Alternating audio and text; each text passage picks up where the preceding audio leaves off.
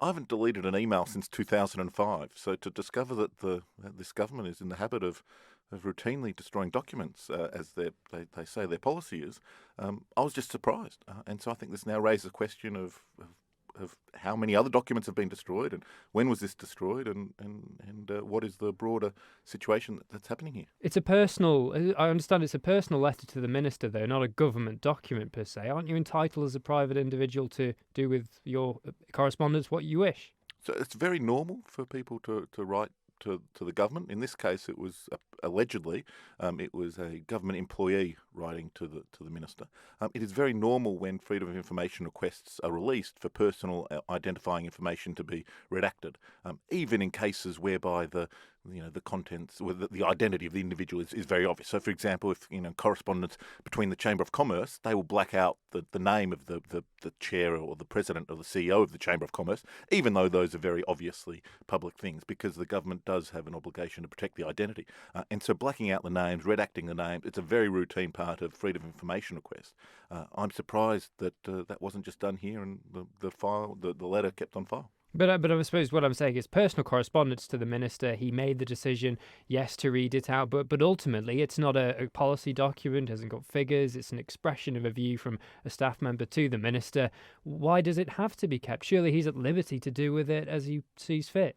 So the Isle of Man government has laws that regulate the security and the protection of government documents. Would you classify that as a government document? Well, look, that's ultimately something for the Information Commissioner and for the police pod potentially to consider. I think that what just needs to happen now is for the government to come clean and explain when this document was destroyed and to explain how they destroyed it.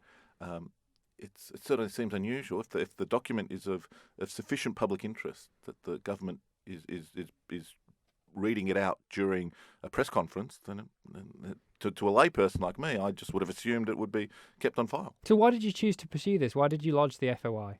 So the Freedom of Information request was ultimately submitted because I was curious to see what else might be in that letter that might have been left out when the minister read it out. I think it's important to trust but verify claims by politicians. I'm surprised that no media outlet submitted a FOI request. Do you trust the veracity of the letter? Well, I did formally, and now to learn that the document no longer exists. Does that change your view of whether of its true origin? Look, I don't want to speculate on that, and so that's why I think it's really important that the government just comes clean and answers the question: when was this document was destroyed? Why was it destroyed? And how was it destroyed? Well, we're bringing this to light. You have opened it to all kinds of speculation. Well, sure, but like the person who stumbles upon the litter isn't responsible for causing the litter. The person who finds this is the person who's helping to resolve this situation, and so I had just expected that the document would be produced, the name of the individual involved would be redacted, as is entirely normal and entirely routine. I did not expect the government to have this policy of destroying documents. It was very surprising to learn that this government appears to do it routinely, and it's in their response. They talk here. Give me a second as I want to read directly from the government's words themselves. In that they say that it is usual practice that this is destroyed, and so if this is the usual practice, how many other documents have been destroyed? What other records are kept here? Because on one hand, it is of course one person lobbying the minister, but it is important for the honesty and the trust and the veracity of our democratic institution that private efforts to lobby ministers are recorded and stored and to be transparent and subject to freedom of information requests, because in this case this individual may have had good intentions, but we can certainly imagine corporate leaders or trade union leaders or other influential individuals saying, hey, look, I just want the government to change their policy on this issue. And destroying documents like that is very surprising. What's your next step then? Are you going to make it? Is there any way you can appeal through the Information Commissioner for further information, albeit the letter has been destroyed? What avenues can you pursue now?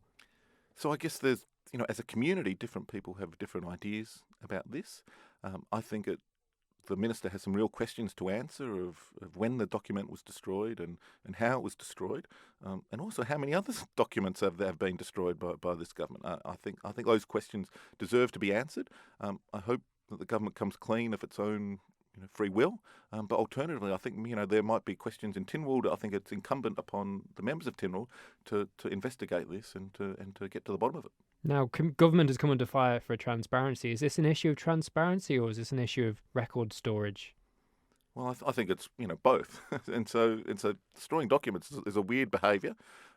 As I said before, I haven't deleted an email since 2005. I'm surprised that the government doesn't store these routinely. And so I think the government needs to come clean about what it is destroying and how often and so on.